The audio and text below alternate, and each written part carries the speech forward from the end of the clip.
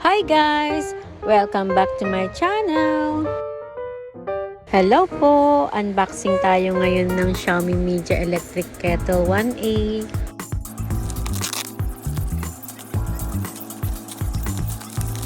Nabili ko po ito sa Lazada ng 773 pesos.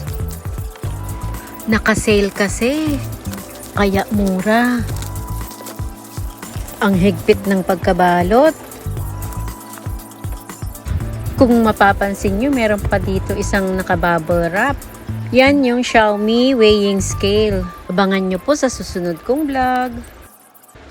Ang nakasulat dito sa English ay Mi Electric Kettle A1 Instruction Manual. Sa first page ay yung parts ng kettle.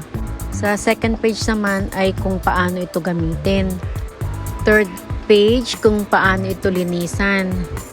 Then troubleshooting at precautions.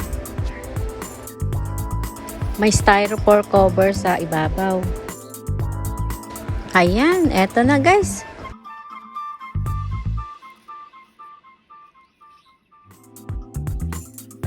Eto na ang kettle. Ang ganda, puting-puti.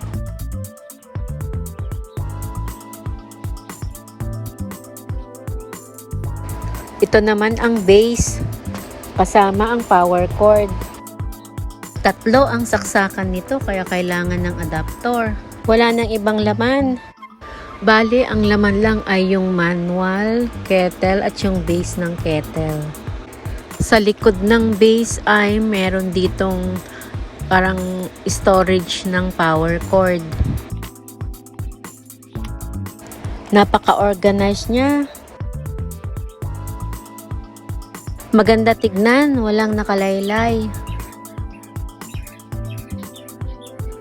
Ang ganda nito. Ang laki, 1.5 liters ang capacity nito. 220 volts, 1,800 watts. Ito yung ilalapat sa ilalim para sa connection ng electric power. Ito yung ipipress to start boiling o power button. Hala nugget, pag maingay.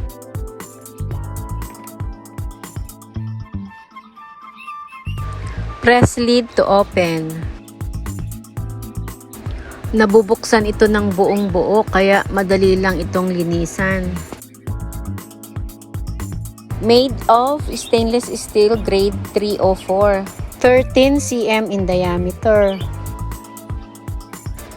Meron itong minimum water level at maximum water level na dapat sundin. Made of food grade and durable material.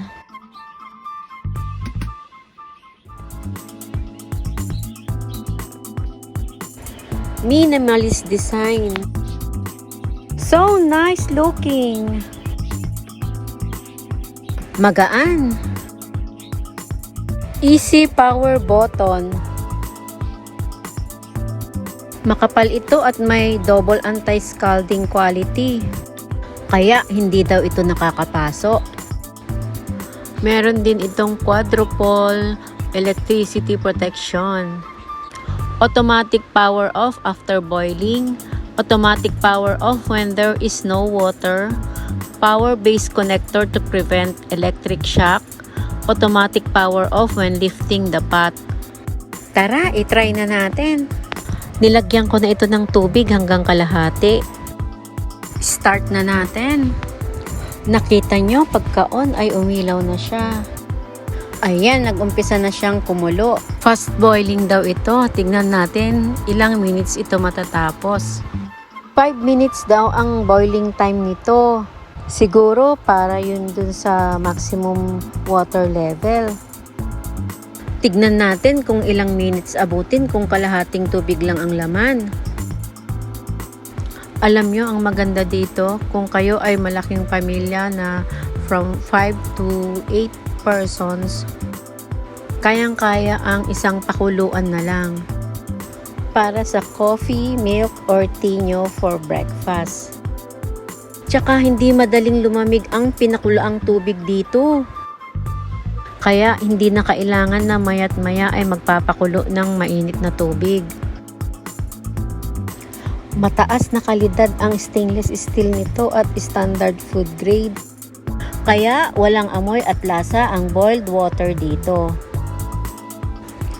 Ang isa pang nakakatuwa dito ay hindi siya delikadong bitbitin kahit saang lugar kasi hindi siya babasagin. At napakadaling gamitin. Ayan, tapos na. Namatay na rin ang ilaw. Wala pang 3 minutes, tapos na. Bali 2 minutes and 32 seconds lang. Just press the lid button para mabuksan. Tapos angatin lang ng konti para mabuksan ng buong buo. Pero hindi naman natin kailangang buksan. Teka, tignan nga natin kung mainit ang labas. Ayan, tama nga. Hindi siya mainit. Hindi nakakapaso. Makapal talaga. Pag ilalagay na natin ang mainit na tubig sa baso, ibubuhos lang natin at lalabas na sa spout yung tubig. Hindi na kailangan buksan ang takip.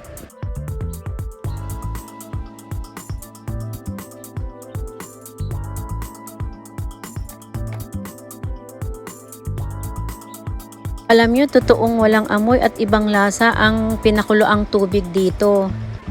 Ang galing! Kaya ito ang aking review and comments. Ang Xiaomi Mijia Electric Kettle 1A ay malaki, may 1.5 liters capacity. Fast boiling ito. May high quality stainless steel. Double anti-scalding design, hindi nakakapaso. At ang pinakagusto ko ay portable siya, madali siyang bitbitin kahit saan kayo magbakasyon. Ayan guys, sana nakatulong sa inyo ito. Kung nagustuhan nyo ay huwag kalimutang mag-like.